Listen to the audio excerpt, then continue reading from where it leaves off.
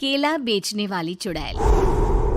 एक बार की बात है, जादूपुर नाम के एक गांव में करतब दिखाती एक औरत एक रेड्डी के लिए गांव में आती है।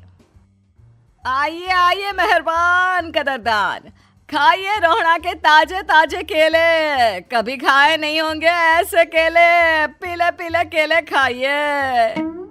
ये कहकर रोहड़ा हाथों में 4 केले लिए उन्हें सर्कल में जोर जोर से हवा में उछालती हुई करतब दिखाती है, जिसे देखकर आसपास के सारे बच्चे अपने अपने मम्मी पापा से उस औरत के पास जाने की जिद करने लग जाते हैं। पापा, ऐसा तो सर्कस में बॉल से होता है ना, ये आंटी तो केले से कर रही है। चलिए ना पापा, देखते हैं।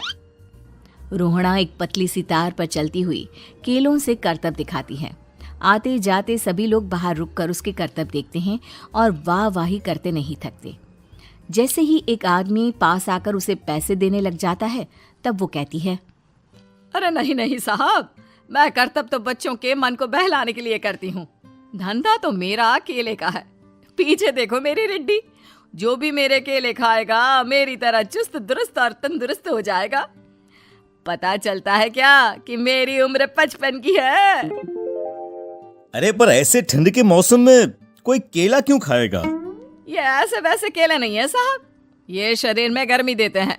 ठंड को दूर भगाए जो भी रोहिणा के केले खाए। पापा, अगर मुझे केले नहीं मिले तो मैं घर नहीं जाऊंगी। तभी उसके पापा कहते हैं कि बेटा, केले ठंड में कभी गर्मी नहीं देते। ये सब कहने की बातें हैं, सामान बेचने का तरीका है इनका। पर पिंकी नहीं मानती। मैं केले खाऊंगी। पिंकी की जिद के आगे नत्थू हार जाता है और उसे केले खरीद कर दे देता है। पिंकी खुश होकर केले घर ले आकर खाती है। अब मैं भी करतब करूंगी, कितना मजा आएगा। जादुई केले। पिंकी पहला केला खत्म भी नहीं करती कि वो बेहोश हो जाती है। दूसरे केले से एक काला धुआं आता है और रोहड़ा चुड़ैल बनकर बाहर निकल आती है। मेरे भूतिया केले बच्चे न खाए, ऐसा हो ही नहीं सकता। जादूपुर वालों, कब तक बचोगे? आ गई हूं मैं रोहड़ा, जिसका कोई नहीं कर सकता सामना। रोहड़ा पिंकी को गोद में उठाकर काले धुएं में कहीं गायब हो जाती है।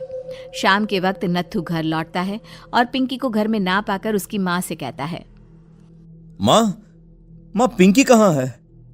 अरे बेटा, उसे तो तू सुबह करतब दिखाने ले गया था ना, फिर कहाँ वापस आए तुम दोनों? मुझे लगा तू उसे अपने साथ मंडी ले गया होगा। हे भगवान, मेरी बच्ची कहाँ गई? मैं उसे घर ही तो छोड़कर गया था माँ। नत्थू गांव के घर कोने में अपनी बेटी को ढूंढता है, पर उसे वो कहीं नहीं मिलती। परेशान होकर आखिर रो रो कर नत्थू हिम्मत हार कर घर लौट आता है। अगली सुबह रोहड़ा फिर से करतब दिखाने आती है और इस बार पिंकी की तरह रोनी केले खरीद लेता है। 50 रुपए दिए थे पापा ने, सारे पैसों की मैंने केले खरीद लिए हैं। अब मैं भी आंटी की तरह ही करतबबाज बन जाऊंगा। यही सोचते हुए रोनी केले खाता है और पहला अकेला केला आधा खत्म भी नहीं करता कि चुड़ैल उसके सामने आ जाती है। मेरे साथ चलने का समय आ गया है रोनी। ये तो बस शुरुआत है। अब इस गांव के सारे बच्चे धीरे धीरे मेरे कब्जे में होंगे, एक बच्चा भी नहीं बचेगा। ये कहकर रोना रोनी को गोद में लेकर काले धुएं में अदृश्य हो जाती है। इसके बाद हर रोज गांव में से कोई ना कोई बच्चा गायब होता, पर ऐसा क्यों हो रहा है किसी को भी समझ में नहीं आ पा रहा था। रोज की तरह अपनी बेटी पिंकी की तलाश में नत्थू गांव के एक तालाब के पास बैठा रो रहा था। कहाँ गई मेरी पिंकी? शकुंतला के जाने के बाद एक वही तो मेरा सहारा थी। अरे उसकी आत्मा कोस रही होगी मुझे कि मैं अपनी बच्ची को संभाल भी नहीं पाया। नत्थू ये कहता हुआ रो ही रहा था कि तभी तालाब में से उसे शकुंतला की आवाज सुनाई देती है। कहाँ थी तुम शकुंतला? हमारी बच्ची और सारे गायब हुए बच्चे रोहड़ा के कब्जे में हैं। वो बच्चों को जो केले देती है उससे बच्चे बेहोश हो जाते हैं और उसके कब्जे में आ जाते हैं और वो उन्हें ले जाकर काली दुनिया में ले जाती है। पर वो ऐसा क्यों कर रही है? ये मैं नहीं जानती, पर उस दुनिया का रास्ता मैं आपको बता सकती हूँ। जहां ये नदी खत्म होती है वहां एक केले का पेड़ है, उसके नीचे एक दरवाजा है, वहीं से रास्ता जाता है उस दुनिया का। ये कहकर शकुंतला की आत्मा गायब हो जाती है। गांव के सभी लोग झुंड बनाकर उसी रास्ते से काली दुनिया में चले जाते हैं और वहां देखते हैं कि सारे बच्चे वहां काम कर रहे थे। पापा मुझे ले चलो यहाँ से। पापा पापा। सभी बच्चे अपने मम्मी पापा से लिपट जाते हैं। तो तुम लोग यहाँ तक आ गए? क्यों हमारे बच्चों को पकड़ लिया तूने? तुझे शिकार ही बनाना है तो ले, हम सब आ गए हैं, हमें खा ले।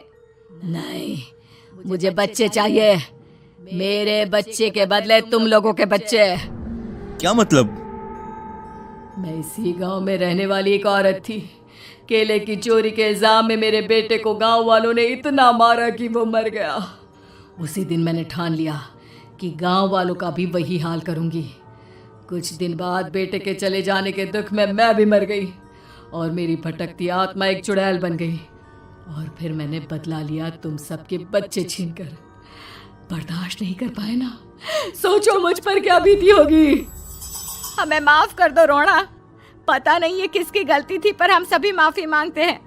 हमारी खुशियां लौटा दो, तुम भी तो एक माँ हो। गांव वालों की बात सुनकर रोना का मन पिघल जाता है और वो बच्चों को छोड़ देती है। उसके बाद काली दुनिया बच्चों के लिए जादुई दुनिया बन जाती है। अब कोई भी कभी भी वहां आ जा सकता था।